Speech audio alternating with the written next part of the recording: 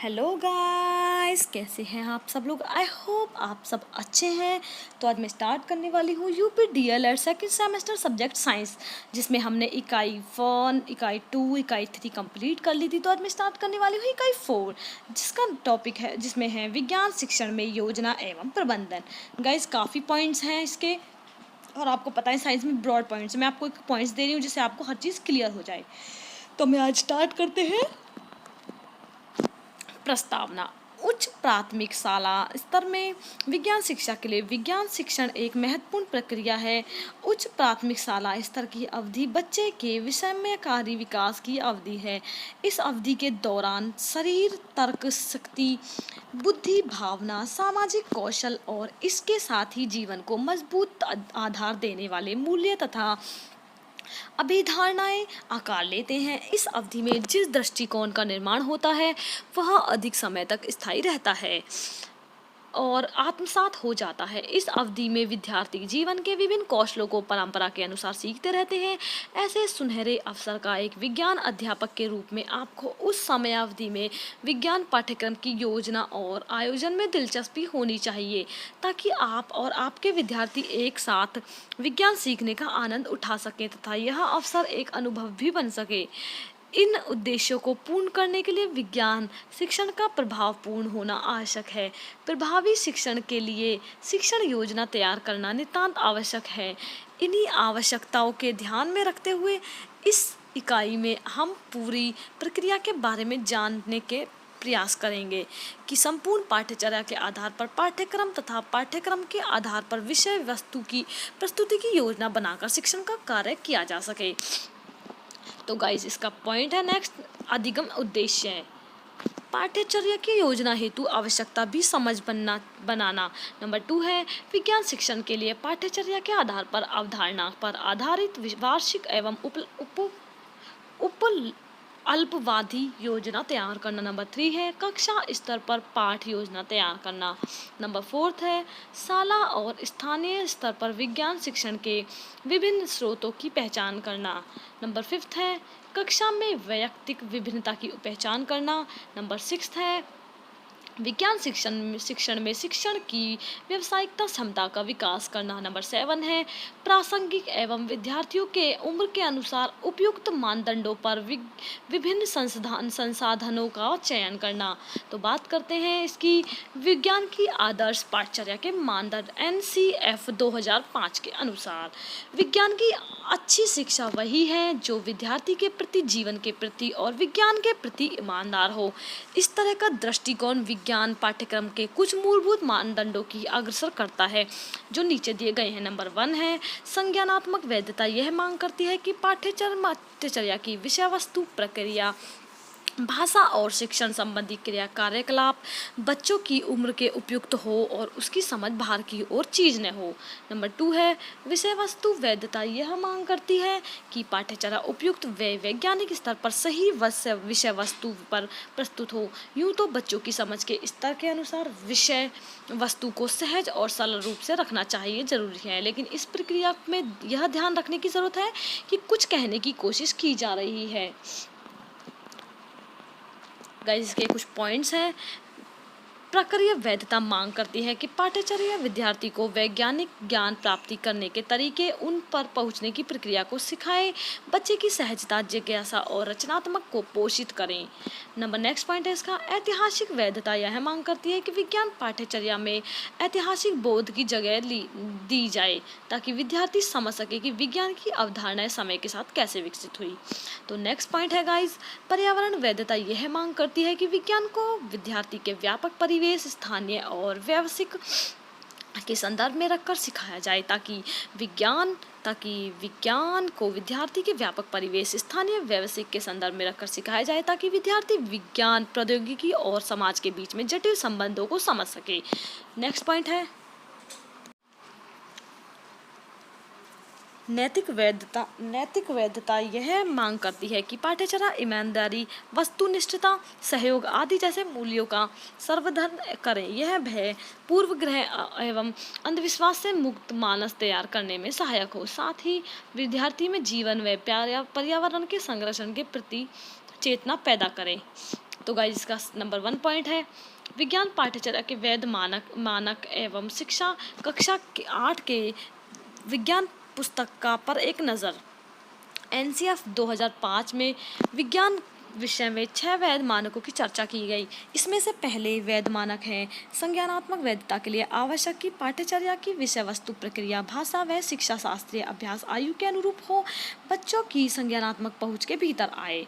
तो गाइस ये कुछ पॉइंट्स है वर्तमान में प्रचलित कक्षा 8 की विज्ञान पुस्तक का उदाहरण लेकर इसे समझा जाए तो इस कक्षा में विद्यार्थी की सामान्य आयु लगभग 13 से 14 वर्ष की होती है। गाइस कक्षा 8 की पुस्तकों में प्रयोग भाषा एवं संदर्भों को इसी के अनुरूप रखा गया।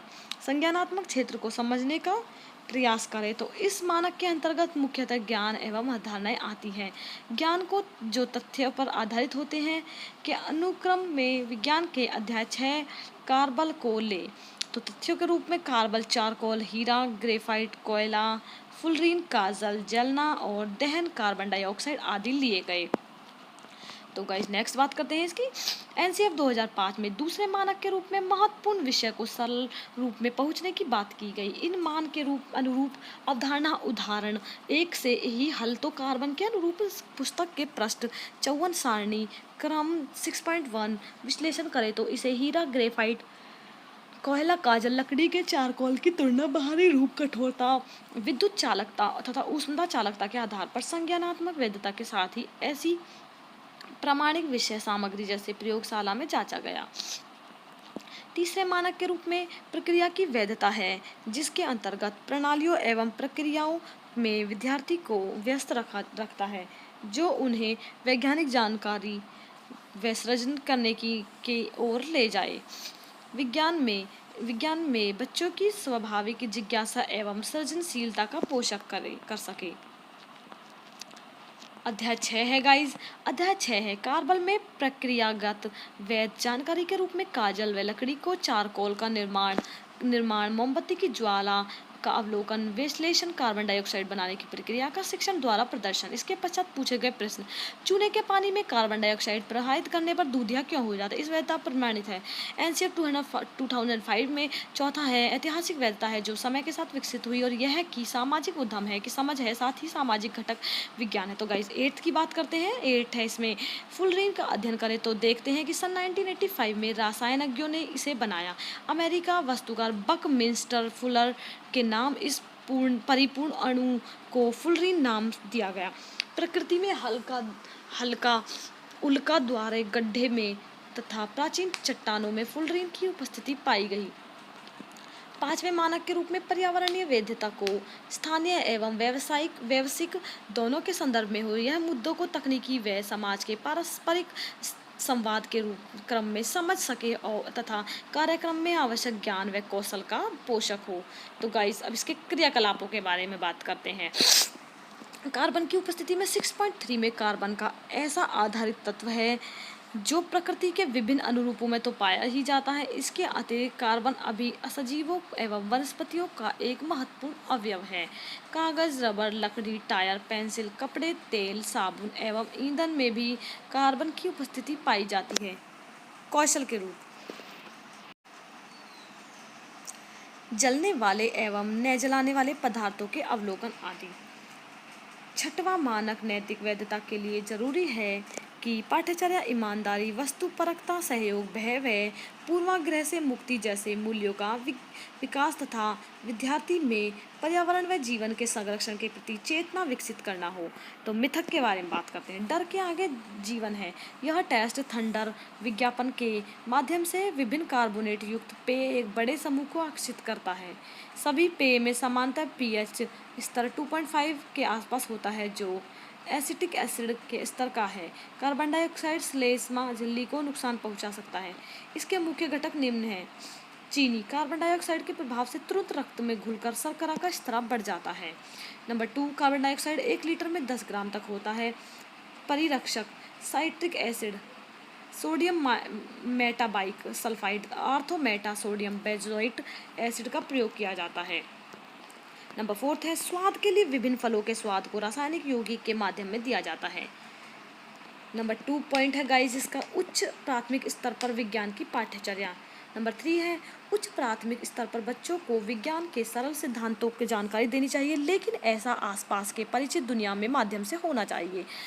ऐसा ही साथ ही इसे तकनीकी इकाइयाँ, मॉड्यूल बनाने और सर्वे व अन्य क्रियाकलापों के माध्यम से पर्यावरण तथा स्वास्थ्य के बारे में ज़्यादा से ज़्यादा जानने की और प्रेरित होना चाहिए। तो गाइस इसका नेक्स्ट टॉपिक है न्यू जो भी समस्या एवं दृष्टिकोण के बारे में बात करते हैं। गाइस ऐसे एक एक पॉइंट्स बहुत इंपॉर्टेंट, आप प्लीज़ ध्यान से पढ़िएगा। भारत में विज्ञान शिक्षा में के इस जटिल परिवेश में 3 मुद्दे मुख्यतः गौर करने लायक हैं।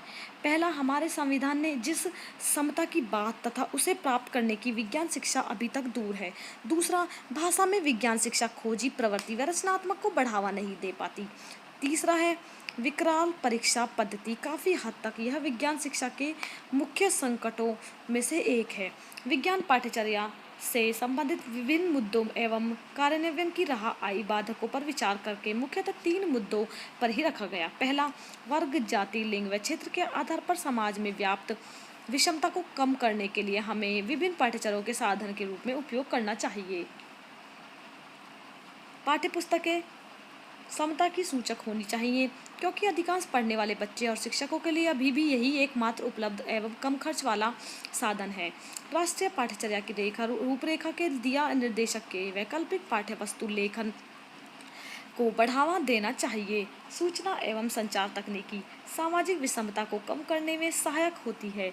दूर दराज इलाकों तक सूचना संचार और कंप्यूटर को संसाधन के रूप में ICT अवसरों की समानता के लिए महत्वपूर्ण साबित हो सकती है।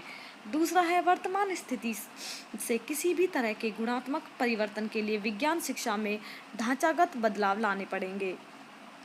रटकर सीखने की प्रवृत्ति को खत्म करना चाहिए। देखिए गाइस, ये चीज़ तो मैं भी कहती हूँ कि रटना एक बहुत गलत चीज़ है। अगर आप एक पॉइंट को मतलब अगर आप कुछ क्वेश्चन पढ़ रहे हो उसमें कुछ किसी ऐसे पॉइंट्स को आप इंपॉर्टेंट पॉइंट्स को याद कर लीजिए जिसका आपको रटना ना पड़े। तो बात करते हैं पड़ताल व खोजी अंतर्दृष्टि को भाषा डिजाइन व मंत्रात्मक कौशलों द्वारा मजबूत करना। तो गाइस ये कुछ पॉइंट्स थे, इसके पढ़ लीजिएगा। बात करते हैं तीसरे पॉइंट की। परीक्षा सुधार पाठ्यक्रम को राष्ट्रीय मिशन के रूप में लेना चाहिए, जिसमें वित्त एवं क्षमता प्राप्त मानवीय संसाधनों की जरूरत पड़ेगी। यह मिशन वैज्ञानिक प्रौद्योगिकी से संबंधित लोगों, शिक्षाविदों और शिक्षकों को एक साझे मंच पर आने और परीक्षा के नए तरीकों को प्रारंभ करने का अवसर प्रदान करना होना चाहिए। तो गाइस इसका नेक्स्ट पॉइंट है पाठ्यचर्या निर्माण के सिद्धांत के बारे में बात करते हैं। नंबर 1 है बाल केंद्रित सिद्धांत, इसमें बालक को सर्वाधिक महत्व दिया जाता है। नंबर 2 है समुदाय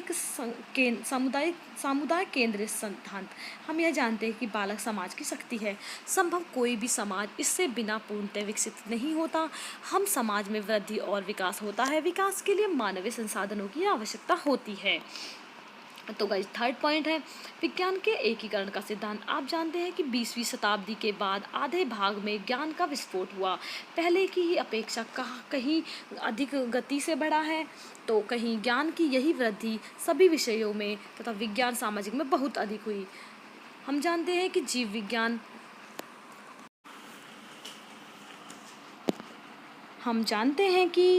विज्ञान रसायन विज्ञान, भौतिकी विज्ञान की 3 शाखाएं हैं। जीवन की वास्तविक स्थितियों में इनको अलग नहीं किया जा सकता। हवा का उदाहरण लें, हवा के अवयवों को हम रसायन विज्ञान में पढ़ते हैं और इसके दबाव और गति को भौतिक विज्ञान में। चूँकि यह सांस लेने में बहुत आवश्यक है, इसलिए इसका अध्ययन हम जीव विज्ञान में करते हैं। यह स्थिति पानी और भोजन की भी, इसलिए एकीकृत प्रकृति को महत्व देने के लिए तीनों विषयों को मिलाकर माध्यमिक स्तर पर सामान्य रूप में पढ़ाया जाना चाहिए। तो गाइस का 4th पॉइंट है बालक, समाज और विषय की आवश्यकताओं को एकीकरण का सिद्धांत। बालक, समाज और विषय की आवश्यकताएं 3 समान रूप में महत्वपूर्ण हैं। तो गाइस 5th पॉइंट है इसका सृजनात्मक का सिद्धांत। क्या आपने ऐसा कोई सामान्य एवं स्वस्थ बालक देखा है जो लंबे समय तक कुछ न कुछ करते हुए बैठा रहे? ऐसा संभव नहीं है, क्योंकि बालक स्वभाव से उत्साही होते हैं। स्वस्थ बालक हमेशा सक्रिय होते हैं। यदि बालकों के क्रियाकलापों को देखा जाए तो हम यह जानेंगे कि उनमें से अधिकतर बालक सृजनात्मक होते हैं। तो गाइस इसके 6th पॉइंट की बात करते हैं क्रियाकलाप केंद्रित सिद्धांत। हम जानते हैं कि बालक विज्ञान तभी सीखते हैं जब वे उसे करते हैं। तो गाइस सेवन्थ पॉइंट की बात करते हैं, लचीलेपन का सिद्धांत। हमारे समाज के विभिन्न रूप में भारत का सबसे क्या एक बड़ा देश है जिसे मानवीय संस्कृति विभिन्नता के अलावा व्यवसाय, सामाजिक एवं आर्थिक स्थिति, धर्म एवं जातियों, ग्रामीण तथा नागरिक क्षेत्र आदि में विभिन्नता। हमारे यहाँ भौगोलिक स्थिति में भी विभिन्नता हमारे देश के लिए एक ऐसी राष्ट्रीय पाठ्यचर्या बनाना असंभव है जिसमें लचीलेपन न हो। इसके अतिरिक्त प्रत्येक वर्ष विज्ञान तीव्र तीव्र गति से बदल रहा है। 8 पॉइंट, संस्कृति का परिरक्षण। हम जानते हैं कि संस्कृति दृष्टि से भारत एक घनी देश है तथा अनेक वर्षों में भारतीयों ने संस्कृति की रक्षा की। यह शिक्षा के द्वारा ही संभव है कि हमारी नई पीढ़ी को नितांत विविधतापूर्ण संस्कृति की झलक मिल सके। तो गाइज देखते हैं नेक्स्ट टॉपिक हमारा क्या है, भारत में विज्ञान शिक्षा। तो गाइज देखिए, ये इंपॉर्टेंट पॉइंट है, क्वेश्चन बिल्कुल आ सकता है। अब हम भारतीय विद्यालयों में विज्ञान शिक्षा को स्वरूप देने संबंधी प्रयासों को देखना चाहिए। 19वीं शताब्दी के प्रारंभ में विद्यालय पाठ्यचर्याओं में विभिन्न विज्ञान को एक अलग समय के रूप में सम्मिलित किया गया। इसे सामान्य विज्ञान कहा जाता है। 1947 में राजनीतिक स्वतंत्रता प्राप्त करने के पश्चात 1948 में भारतीय सरकार ने डॉक्टर राधाकृष्णन की अध्यक्षता में विश्वविद्यालय शिक्षा आयोग की स्थापना की। आयोग ने माध्यमिक शिक्षा के संबंध में मूल्यवान सुझाव दिए। उसने माध्यमिक विद्यालय की पाठ्यचर्या में सामान्य विज्ञान को सम्मिलित की सिफारिश की। तो गाइस ये पूछे जा सकते हैं क्वेश्चन 1947 वाला, ये चीज़ें आपसे पूछी जा सकती हैं। 1947 से 1952 तक बेसिक शिक्षा के राष्ट्रीय पद्धति के रूप में अपनाए जाने पर प्राथमिक शिक्षा के स्तर पर भी विज्ञान का स्थान दिया गया। तो गाइस इसका नेक्स्ट है, इसमें है इसका ए पॉइंट, मुदलियार आयोग 1953। विज्ञान शिक्षा को माध्यमिक विद्यालय विषय के रूप में पढ़ाने के लिए 1953 में प्रथम प्रयास किया गया। इस आयोग ने उच्च प्राथमिक और माध्यमिक स्तर पर विज्ञान को अनिवार्य बनाने का सुझाव दिया। इसने उच्च प्राथमिक स्तर पर विज्ञान के विभिन्न रूपों में प्रस्तावित किया। सन 1956 में तारादेवी नामक स्थान में विज्ञान शिक्षण के पाठ्यक्रम सामग्री और उपकरण, सहायक सामग्री, विज्ञान क्रम, संग्रहालय और शिक्षा पद्धति के संबंध में माध्यमिक शिक्षा पर अखिल भारतीय विचार गोष्ठी में विज्ञान के लिए सारे देश में एक पद्धति का सुझाव दिया गया। इस गोष्ठी में विज्ञान की विषय वस्तु पर्यावरण केंद्रित, जीवन केंद्रित, इन दोनों से संबंधित विषयों पर सुझाव दिए गए ताकि विज्ञान की विभिन्न शाखाएं को एकत्रित किया जा सके। तो गाइस इन पॉइंट्स को आप पढ़ लीजिएगा। 1916 में विद्यालय शिक्षा की देखभाल करने के लिए भारतीय सरकार ने शैक्षिक अनुसंधान तथा प्रशिक्षण परिषद NCERT की स्थापना की। समिति ने 1962 में विद्यालय में विज्ञान शिक्षा का अध्ययन किया। राष्ट्रीय शिक्षा अनुसंधान तथा प्रशिक्षण परिषद ने NCERT को विज्ञान तथा गणित की पाठ्यचर्या बनाने का उत्तरदायित्व दिया। तो गाइस इसको पढ़ लीजिएगा। विद्यालय स्तर पर विज्ञान शिक्षण के स्वरूप देने में परामर्श तथा सहायता देने के लिए राष्ट्रीय यूनेस्को के विशेषज्ञों की एक टीम भारत आई। उसने विज्ञान शिक्षा में सुधार करने के लिए प्रौद्योगिकी और खोज पद्धति लागू करने का सुझाव दिया। तो बी पॉइंट है इसका, कोठारी आयोग। डॉक्टर कोठारी की अध्यक्षता में स्थापित शिक्षा 1964 से 1966 का प्रतिवेदन प्रकाशित हुआ। आयोग ने यह सिफारिश की कि विद्यालय शिक्षा के पहले 10 वर्षों में विज्ञान और गणित को सामान्य शिक्षा का अंग मानकर अनिवार्य रूप में पढ़ाना चाहिए। आयोग ने निम्नलिखित सिफारिशें की। तो गाइस कुछ सिफारिशें पढ़ते हैं। निम्न प्राथमिक कक्षाओं में बालक को पर्यावरण से संबंधित विज्ञान का शिक्षण किया जाना चाहिए। नंबर 2, उच्च प्राथमिक स्तर पर विज्ञान की प्राप्ति तर्कपूर्ण ढंग से विचार करने की योग्य निष्कर्ष निकालने का निर्णय लेने पर बदल देना चाहिए। उच्च प्राथमिक स्तर पर विज्ञान को विषय विशेष के रूप में पढ़ाना चाहिए। विज्ञान शिक्षण गांवों में, कृषि तथा शहरों में प्रौद्योगिकी से संबंधित होना चाहिए। विज्ञान शिक्षण की विधि आधुनिक होनी चाहिए जिसमें शिक्षण की खोज, उपागम पद्धति और मूल सिद्धांतों की समझ पर बल देना चाहिए। अन्वेषण पद्धति अपनाने के लिए अध्यापकों की मदद हेतु मार्गदर्शिका तथा शिक्षक संदर्शिका उपलब्धि करनी चाहिए। व्यक्तिगत विभिन्नताओं को ध्यान में रखते हुए पाठ्यक्रम में लचीलापन होना चाहिए। तो गाइस ये कुछ नेक्स्ट पॉइंट है इसका। योजना एक दृष्टि।